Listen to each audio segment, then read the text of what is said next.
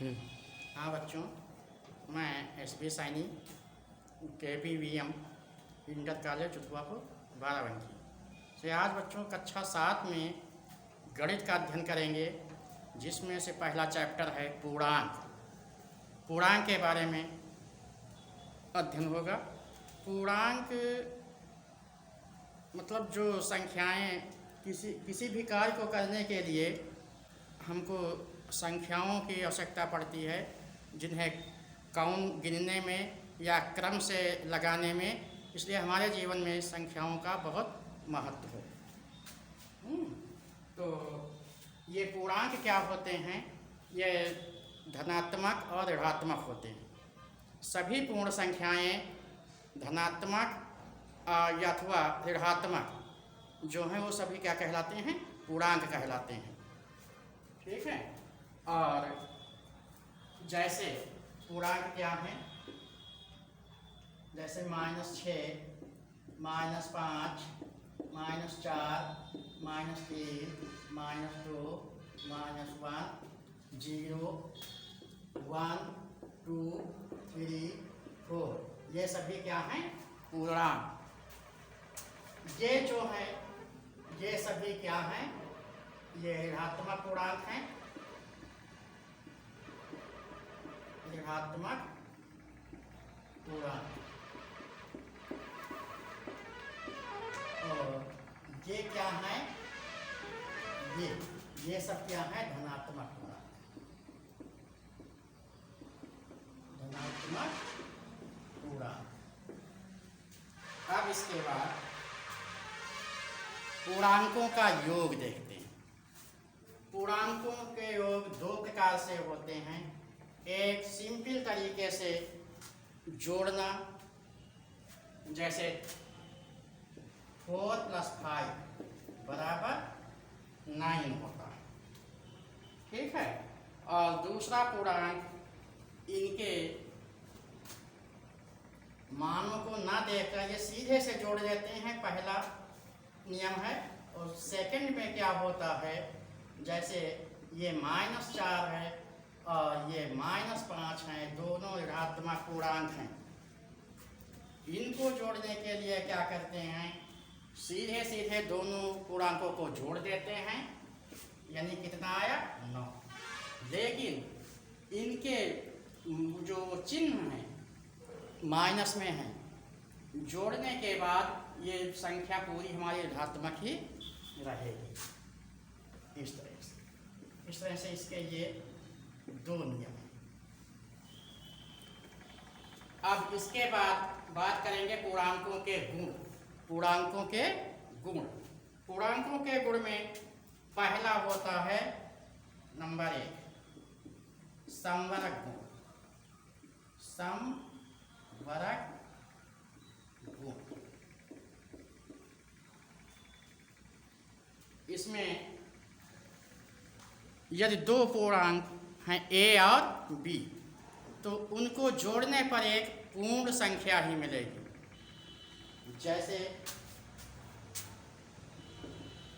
A धन B बराबर, इसको हम जोड़ेंगे तो क्या मिलेगा? C। एग्जाम्पल के तौर पे जैसे 2 + 3 बराबर ये 5, ये क्या है? समवर्ग गुण। ये क्या है? समवर्ग गुण। अब दूसरे नंबर पे आता है कर्म विनिमय गुण। दूसरा क्या है? कर्म विनिमय गुण। कर्म विनिमय गुण क्या होता है? इसमें संख्याओं के क्रम बदल देने पर कोई परिवर्तन नहीं होता है, योग उतना ही आता है। यानी संख्याओं का क्रम बदल दें वही होगा। जैसे A धन B बराबर क्या हो जाएगा? B धन A। यहाँ A पहले है और B दूसरा पद है, दोनों का योग इसके बराबर होगा। पहला पद इसको यदि B मान लें, दूसरा पद A मान लें, तो दोनों का योगफल समान आएगा। इस तरह से ये क्या कर्म विनिमय नियम का पालन कर रहा है। फिर तीसरा गुणक क्या है,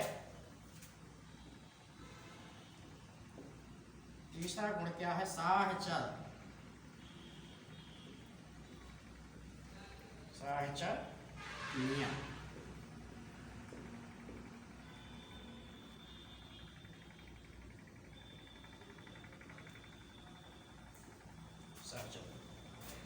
इसमें यदि हम तीन पूर्णांक एक साथ लेते हैं तो उनको हम किसी भी ग्रुप में बांट कर यदि योगफल निकालते हैं तो योगफल वही रहता है। जैसे ये ए, बी और सी तीन संख्याएं हैं, तो ए को हम अलग कर लेते हैं, बी और सी को एक ग्रुप बना लेते हैं। पहले बी और सी को जोड़ लें, उसके बाद जितना आएगा उसको ए में जोड़ देंगे, ये क्या हो जाएगा। इसी तरह से ए और बी को एक साथ जोड़ लें और उसके बाद जितना आएगा उसमें सी जोड़ेंगे, तो दोनों के योगफल में कोई अंतर नहीं आता है। इस तरह से ये नियम हमारा सहचर नियम का पालन कर रहा है। इसके बाद आता है योगात्मक तत्समक। चौथा क्या है, योगात्मक तत्समक। योगात्मक तत्समक, इसमें क्या होता है, किसी पूर्णांक में यदि शून्य जोड़ा जाता है तो योगफल वही पूर्णांक आता है। जैसे क्या है, ए में हम 0 जोड़ते हैं तो योगफल ए ही आएगा। इस तरह से किसी भी पूर्णांक में यदि हम 0 जोड़ेंगे तो उसका योगफल वही पूर्णांक होता है, जिसे हम जो योगात्मक तत्सम नियम का पालन करता है। इसके बाद पांचवा आता है योगात्मक व्युत्क्रम। क्या आता है, योगात्मक व्युत्क्रम। इसमें क्या होता है, किसी पूर्णांक को उसके ऋणात्मक पूर्णांक में जोड़ा जाता है, किसी पूर्णांक को उसके ऋणात्मक पूर्णांक में जोड़ा जाता है तो योगफल सदैव क्या आता है, शून्य आएगा। जैसे